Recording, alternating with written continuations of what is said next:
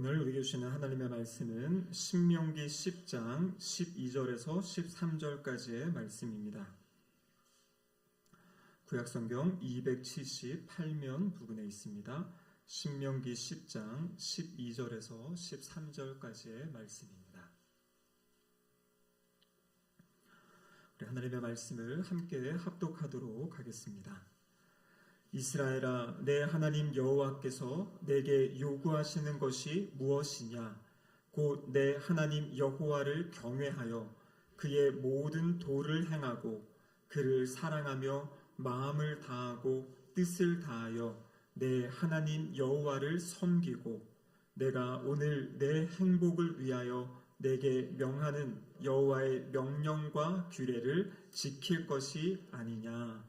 이는 하나님의 말씀입니다. 아멘. 함께 기도하시겠습니다. 하나님 아버지 감사드립니다. 이 시간 주님 앞에 나와 마음껏 주님께 찬양드리게 하시고 우리의 믿음을 고백하게 하시며 또 말씀 듣고 기도할 수 있는 은혜의 시간 주심에 감사드립니다. 주님, 이 자리에 함께한 것이 은혜이고 이 자리에서 주님을 예배할 수 있는 것이 은혜임을 고백합니다.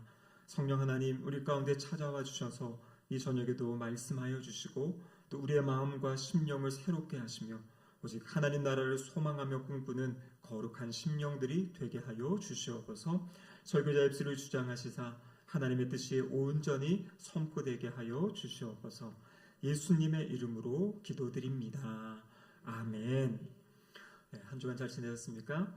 네, 지난주까지 저희가 중보기도 세미나를 하였습니다. 원래는 따로 시간을 내서 하면 좋겠지만 다른 날은 또 모이기가 쉽지 않을 것 같아서 이제 금요 심야 기도의 시간을 활용해서 이제 중보기도 세미나를 하였고요. 중보기도 세미나를 마쳤으니까 또 다시 한번 또 기도에 열심을 내시는 우리 성도님들이 되시기를 축복합니다.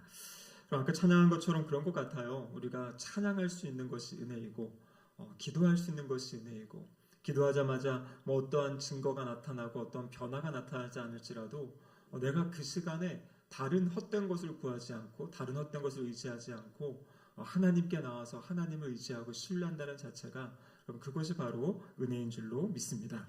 그 시간에 하나님이 우리를 변화시켜 주시기도 하고요. 또 우리의 상황을 변화시켜 주시기도 하고 또 그 시간에 우리에게 은혜를 주시는 분이 우리 하나님이신 줄 믿습니다.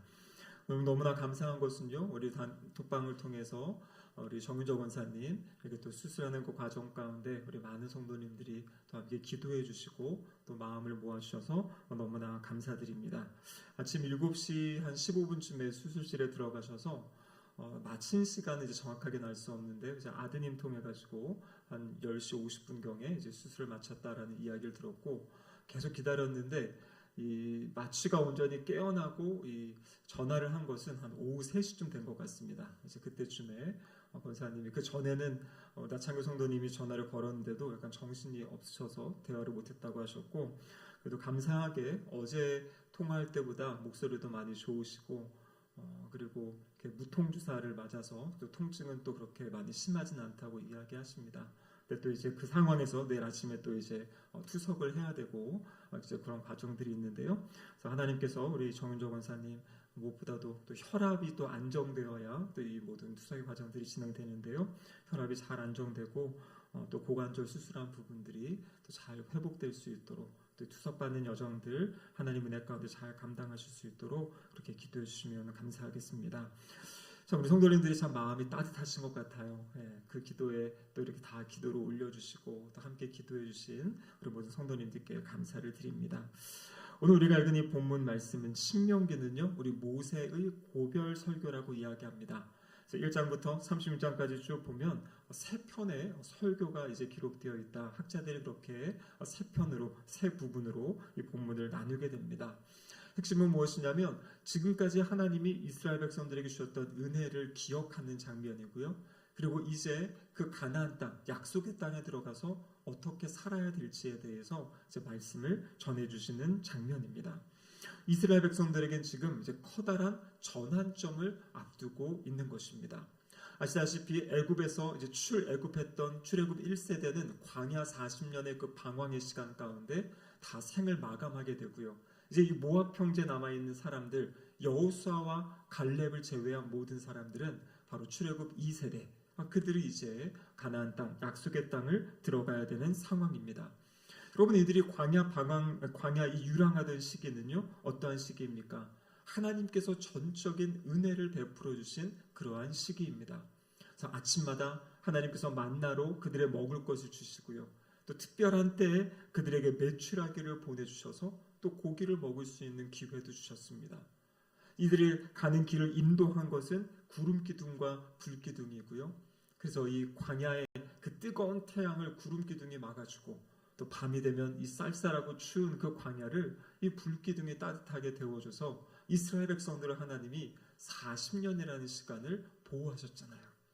그래서 이 인구 조사를 했을 때 출애굽 1세대의 그 인구와 출애굽 2세대의 인구가 약간의 변화는 있지만 거의 동일하게 그렇게 인구를 40년 동안 하나님이 지켜주셨던 그러한 은혜의 역사가 있습니다.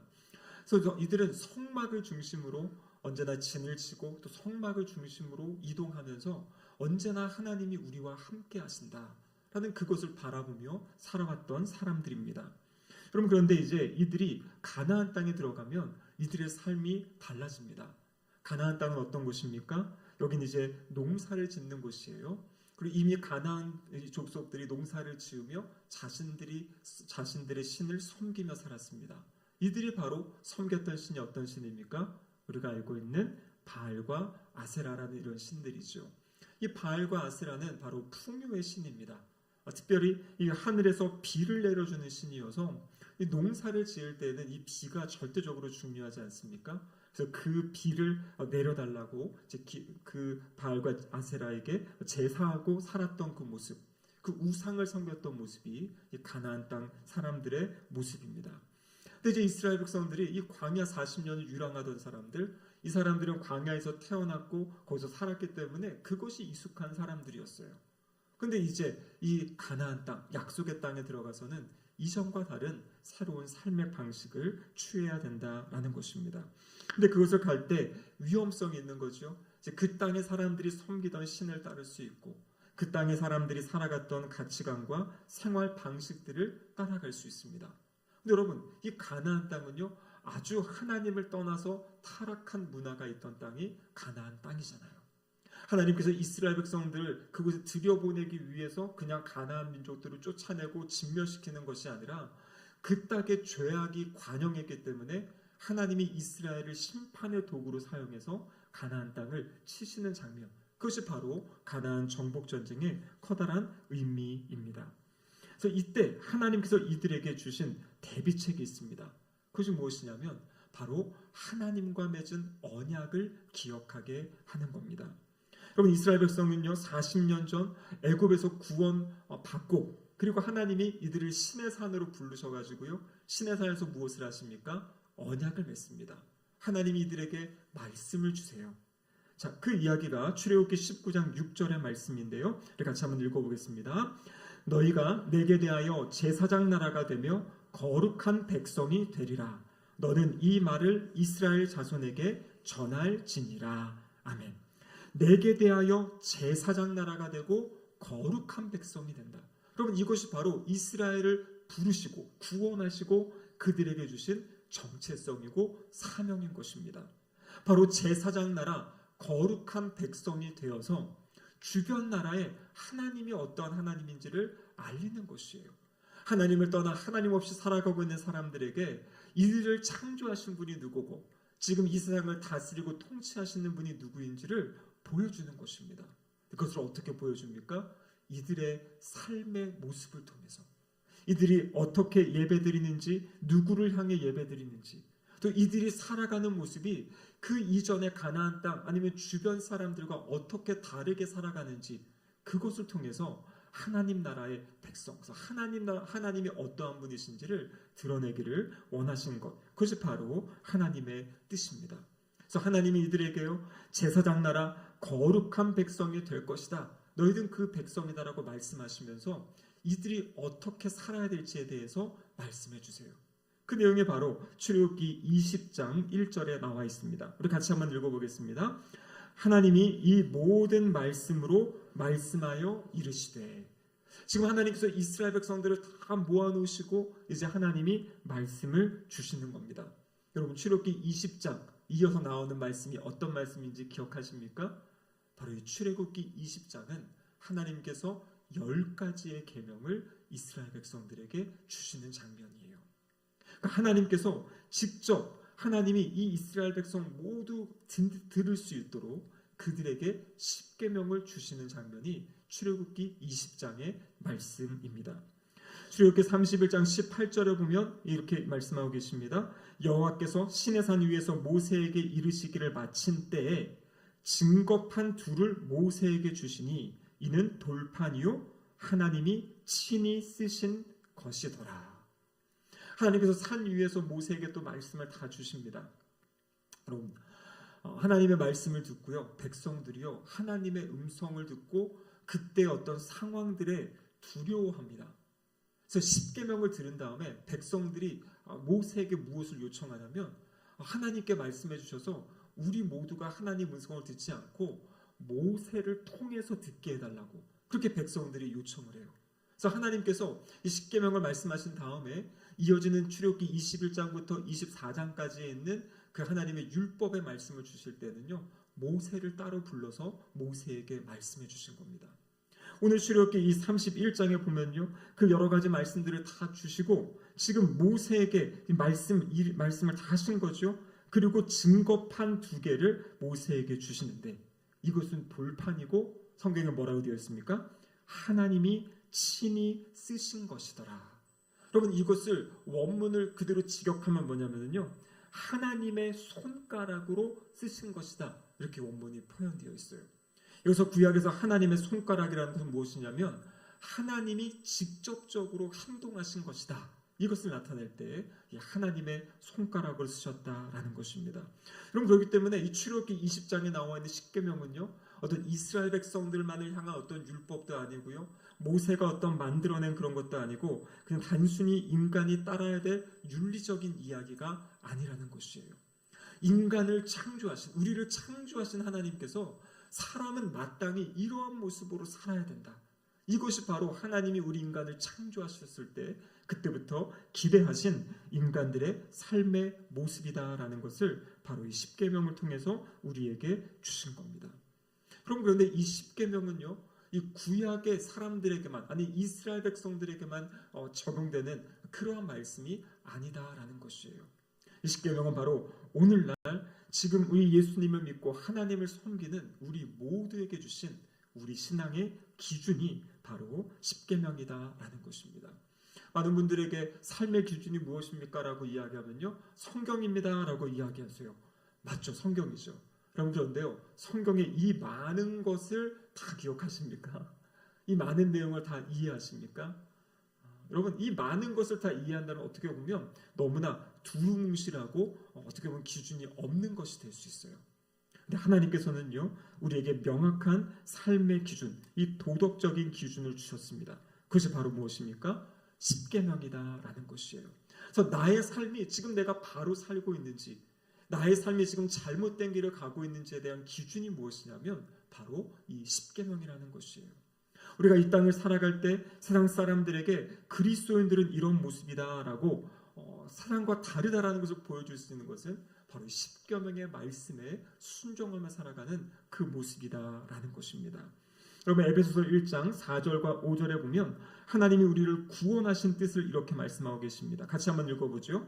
곧 창세전에 그리스도 안에서 우리를 택하사 우리로 사랑 안에서 그 앞에 거룩하고 흠이 없게 하시려고 그 기쁘신 뜻대로 우리를 예정하사 예수 그리스도로 말미암아 자기의 아들들이 되게 하셨나니. 자, 여기 말씀이 아주 복잡한데요, 간단하게 하면 이것입니다. 거룩하고 흠없는 자기의 아들들이 되게 하신다. 그러니까 하나님의 뜻은 무엇이냐면요, 우리를 예수 그리스도를 통해서 구원하셔서 입양하셔서 하나님의 자녀를 삼으시는데요, 그냥 자녀가 아니라 거룩하고 흠이 없는 하나님의 자녀로 세우길 원하시는 거예요. 그래서 그 거룩함의 기준이 무엇인가? 흠없이 살아가는 기준이 무엇인가? 여러분 그것이 바로 10계명의 내용이다라는 것입니다. 그럼 우리 믿음 생활할 때 세 가지 중요한 덕목을 이야기할 때 어떤 걸 이야기합니까? 믿음과 소망과 사랑. 이 세 가지죠. 여러분, 믿음. 이 믿음이 어디에 나와 있습니까? 이 믿음이라고 이야기하는데 우리가 붙잡아야 될 믿음, 그 믿음이 어디에 요약되어 있습니까? 바로 우리가 고백하는 사도신경에 있잖아요. 그래서 우리 성경책 앞에 보면요, 모든 성경책 앞에는 바로 이 오른쪽 면에 사도신경이 있어요. 그리고 여러분, 우리가 이야기한 소망이라고 해요. 소망은 다른 말로 하면 비전입니다. 우리의 소망, 우리의 비전이 어디에 담겨 있습니까? 그것이 바로 주기도문에 담겨 있는 것이에요. 주기도문의 핵심이 무엇입니까? 하나님 나라잖아요. 하나님의 뜻이 하늘에서 이루어진 것 같이 이 땅에 하나님의 뜻이 이루어지게 해주세요. 고백하잖아요. 그래서 주기도문의 내용은 무엇이냐면 우리의 기도는 결국에 소망이잖아요. 그래서 바로 이 소망의 내용이 바로 주기도문입니다. 그러면 마지막 한 가지, 사랑. 그리고 십계명의 내용이 무엇입니까? 하나님 사랑, 이웃 사랑. 우리가 어떻게 살아가야 될지, 이 땅을 살아갈 때 하나님을 어떻게 사랑해야 되고 이웃을 어떻게 사랑해야 되는지, 여러분 그 기준이 어디에 나와 있는 거냐면 십계명에 나와 있는 것이에요.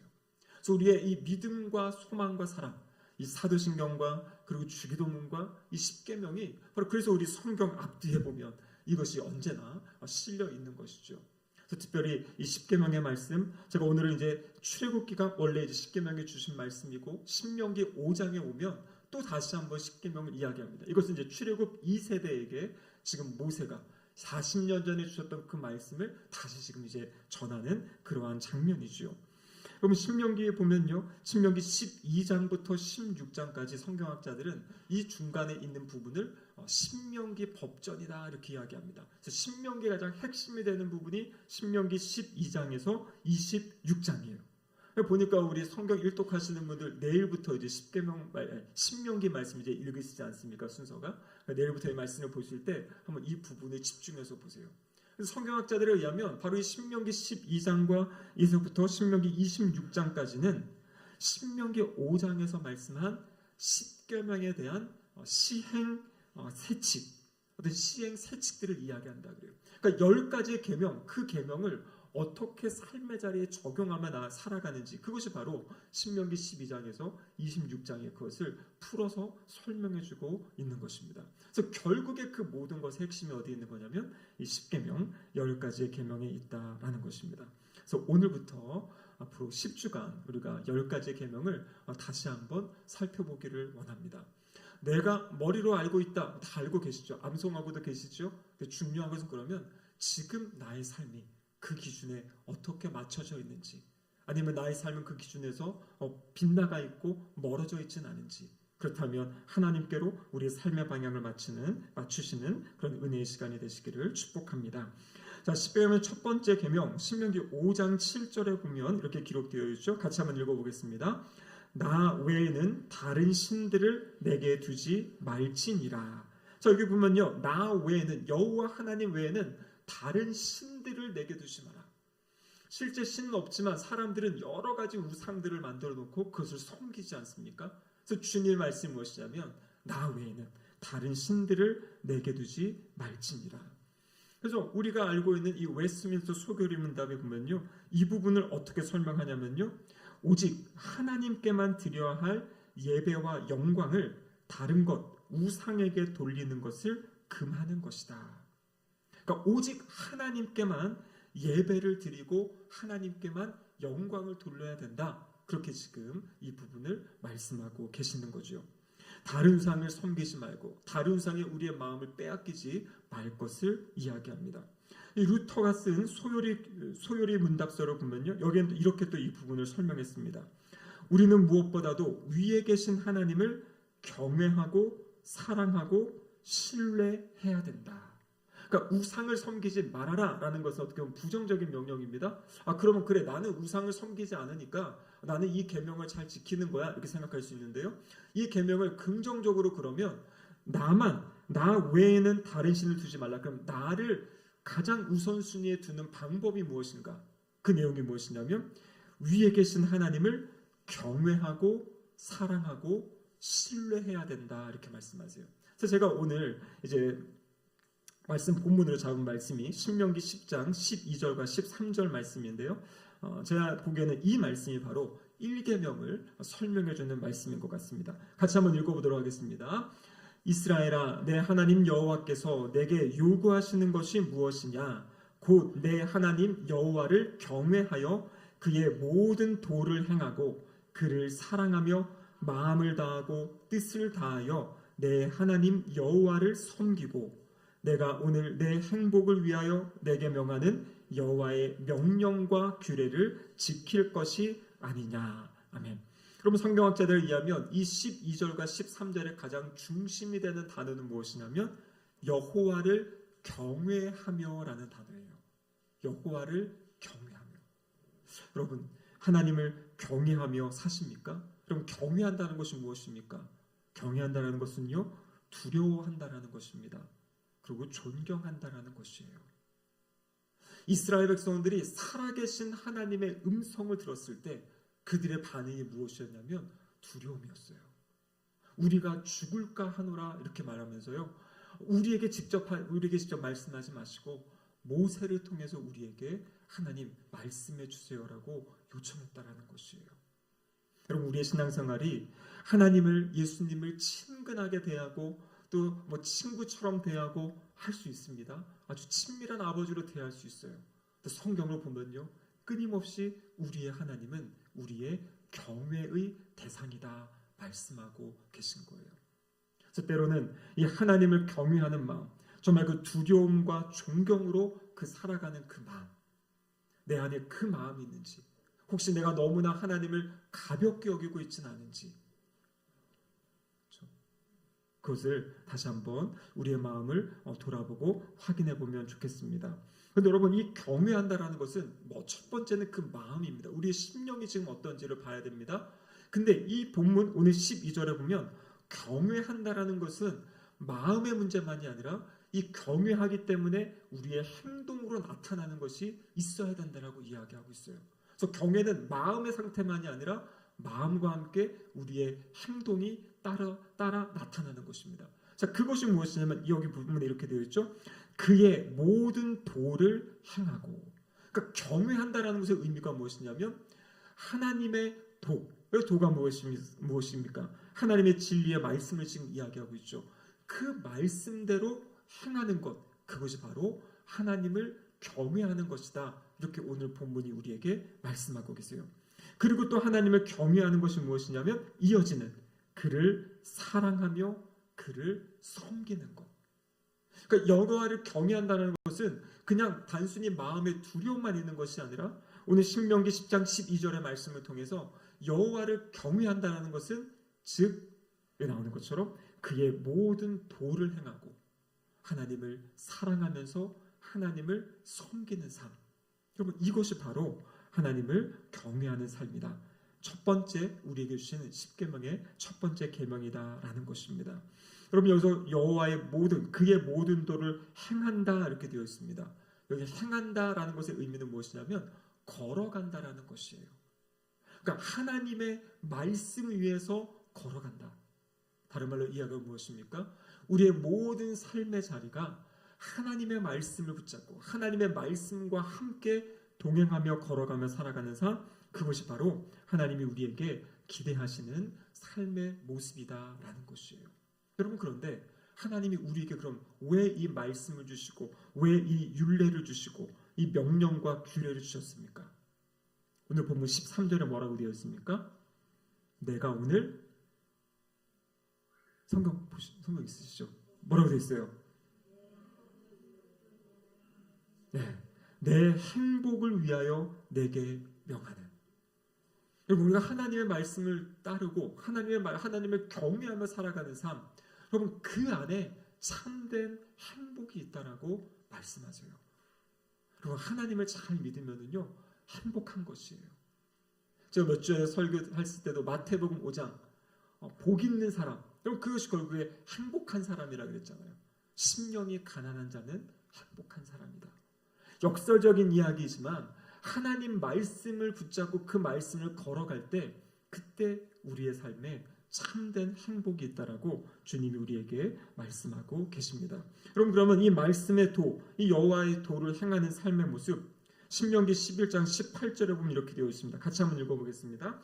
이러므로 너희는 나의 이 말을 너희의 마음과 뜻에 두고 또 그것을 너희의 손목에 메어 기호를 삼고 너희 미간에 붙여 표로 삼으며. 자, 여기 보면 뭐라고 되었습니까? 나의 이 말을, 하나님의 말씀을 너희 마음과 뜻에 두어라, 이렇게 말씀하세요. 마음에 둔다는 것이 무엇입니까? 하나님 말씀을 마음에 품으라는 것이에요.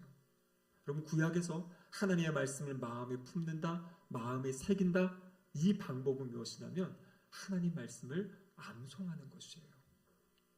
제가 이제 제자반을 시작하는데요, 여러 성도님들이 말씀 암송을 제일 두려워하십니다. 근데 우리 작년에 장로님들 하실 때는 두 구절이지 않았습니까? 작년 연말에 이 책이 개정되면서 내용이 좀 바뀌고 말씀 암송이 한 구절로 줄어들었어요.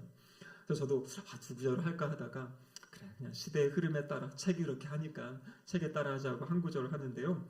그럼 말씀 암송은요, 이것은 이 구약 시대부터 하나님의 말씀을 가슴에 품는 신앙의 훈련 중에 아주 기본이면서 중요한 훈련이었어요. 근데 오늘날 우리가 이 훈련은 사실 잊어버린 거예요. 그냥 해도 좋고 안 해도 좋은 것이 아니라 하나님 말씀을 내 마음에 품고 내 마음에 새기는 것이 하나님의 말씀을 암송하는 것이에요. 왜냐하면 여러분, 그 말씀이 내 안에 암송되어 있을 때, 내 안에 담겨 있을 때 성령 하나님이 어떻게 역사하시냐면 그 말씀을 우리 안에서 생각나게 하시는 거예요. 그 상황에서 이것은 아니다, 이것이 옳다라는 그 기준, 분별할 수 있는 그 기준이 우리 안에 있는 그 담겨있는 말씀을 통해서 주님이 우리에게 역사하신다라는 것입니다. 이어지는 말씀에 보면 뭐라고 되어 있어요? 너의 뜻에, 너의 마음과 뜻에 준다라고 하죠. 이 뜻이라는 것은 우리의 감정과 욕구, 우리의 자아 전체를 이야기한다고 이야기합니다. 요즘에 우리 계속 이렇게 말씀 이렇게 통독하고 계시지 않습니까? 하루에 꽤 많은 분량을 이렇게 하고 계시는데요. 여러분, 그 시간이 참 귀한 것입니다. 40분이라는 시간을 내가 따로 떼어놓고 하나님의 말씀으로 나의 마음과 심령을 채우는 시간이에요. 여러분, 때로는 그 내용이 나에게 다 이해되지 않을 수 있습니다. 무슨 말인지 다 이해하지 못할 수도 있어요. 그런데 중요한 것은 무엇이냐면 그 말씀이 지나가는 그 모든 시간들, 또 나의 마음을 마치 이 콩나물 시루에 물을 주면은 이 물은 빠지지만 자라는 것처럼 우리의 영혼이 그 말씀 안에서 강건하여지고 깨끗하여지고 건강해지는 것입니다. 그래서 말씀과 만나는 그 시간, 성령 하나님을 의지할 말씀과 만나는 그 시간이 세상의 가치관으로 모든 생각이 이렇게 빠져있는, 거기에 많이 쏠려있고 불안해하고 두려워하고 있는 우리의 마음과 심령이 하나님의 말씀 안에서 하나님이 우리의 마음을 만지시고 우리의 심령을 만지는 그 시간이 바로 이 하나님이 우리가 하나님의 말씀을 읽는 시간, 묵상하는 시간이 바로 그 시간이다라는 것입니다. 여러분, 그런데 오늘 하나님 말씀을 보면은요, 이렇게 속으로 어떤 마음과 뜻에 주는 것뿐만 아니라 무엇을 또 이야기하고 계십니까? 손목에 메어 기호를 삼고 미간에 붙여 표를 삼아라. 그래서 지금도 이스라엘의 성순례 보면요, 그런 기념품들을 팔아요. 이스라엘 사람들이 이렇게 손에다가 이 말씀 주머니 같은 걸 놓고 이렇게 감고 다니는 그런 것이 있습니다. 또 이 미간에, 이 머리, 이 얼굴, 이마 앞부분에 이렇게 말씀함 같은 게 있어가지고요, 그것을 이제 달고 다니는 거예요. 그럼 하나님이 왜 이런 명령을 내리셨겠습니까? 이 의미는 무엇이냐면 끊임없이 말씀을 접할 수 있도록 이것들을 곁에 두라는 것이에요. 그래서 오늘날 우리는 너무나 감사하게도요, 예전에 제가 제자 훈련할 때는 언제나 이렇게 말씀 암송 카드를 해가지고 막 써서 암송하고 했지만 요즘은 이 스마트폰이 있어가지고 여기다가 저장해 놓고 들고 다니면서 암송할 수도 있고 언제라도 말씀을 펼쳐볼 수 있는 그런 좋은 도구를 지금 이 시대에 우리에게 이렇게 주셨다라는 것이죠. 그래서 우리가 해야 될 것은 무엇이냐면 끊임없이 말씀을 곁에 두고 말씀을 읽고 말씀을 묵상하는 것이에요. 여러분, 이것이 하나의 의무가 아니라 이것이 우리의 영혼을 살리고 우리의 심령을 일으킨다라는 것이에요. 그래서 오히려 이 시간을 통해서 우리의 심령이 강건하여지고 이 땅을 살아갈 때 올바른 분별력을 가지고 주님 말씀하신 대로 주님과 함께 믿음의 길을 걸어가는 방법이다, 이렇게 말씀하고 계십니다. 그래서 여러분, 오늘 본문에 또 신명기 11장 19절에 보면요, 이것을 뭐라고 이야기하냐면 자신만 그렇게 하지 말고 자녀에게까지 전수할 것을 이야기하고 있습니다. 자, 신명기 11장 19절에 이렇게 되어 있어서 같이 한번 읽어보시죠. 또 그것을 너희의 자녀에게 가르치며 집에 앉아있을 때에든지 길을 갈 때에든지 누워있을 때에든지 일어날 때에든지 이 말씀을 강론하고 또 내 집 문설주와 바깥문에 기록하라. 그러니까 자녀들에게도 이것을 가르치라는 것이에요. 자녀들에게. 제가 얼마 전에 지난 월요일 어떤 세미나를 갔더니 그런 얘기 하시더라고요. 요즘에 그 교육의 대세는 뭐냐면 조부모 교육을 해야 된대요. 조부모 교육. 왜 조부모들이 손주들을 보시잖아요. 그러니까 이 할머니 할아버지들이 손주들을 신앙으로 양육할 수 있도록 할머니 할아버지들을 훈련해야 된다. 이게 요즘에 기독교 교육의 또 대세라고 이야기합니다. 그래서 할머니 할아버지가 어떻게 손주를 보시면서 이 손주들에게 하나님의 말씀을 심어 넣어 줄 수 있는지 이런 교육을 해야 된다고 이야기를 하는데요. 중요한 것은 무엇이냐면 가정에서 이 말씀 훈련이 전달되는 것이 일어나야 된다는 것입니다. 아마 이제 연령에 따라 다르고요. 또 자녀들의 어떤 다르겠지만 지혜를 모아서 우리의 자녀들에게까지 우리가 사랑하고 우리가 암송하는 이 말씀을 잘 전할 수 있도록 그렇게 지혜를 모아가는 우리 모두가 되면 좋겠습니다. 그럼 그래서 우리 교회에서 하고 있는 것이 바로 이 큐티 말씀 묵상입니다. 지금 이제 유치아동부도 열심히 하려고 막 시도를 하고 있고요. 우리 중고등부도 그렇고 청년들은 또 잘 해오고 있고요. 많은 청년들이 또 우리 장년분들도 지금 이제 하고 계시는데요. 쉽진 않습니다. 왜냐면 안 해봤던 거기 때문에 그리고 이것은 나의 노력이 필요하고 또 열심히 필요한 그런 작업들이기 때문입니다. 근데 중요한 것은 무엇이냐면 하나님의 말씀을 끊임없이 내가 읽고 묵상하고 그래서 하나님의 음성을 듣고 하나님의 그 길을 찾아가는 그 훈련이 우리에게 필요하다라는 것입니다. 그래서 말씀 묵상도 하시고요.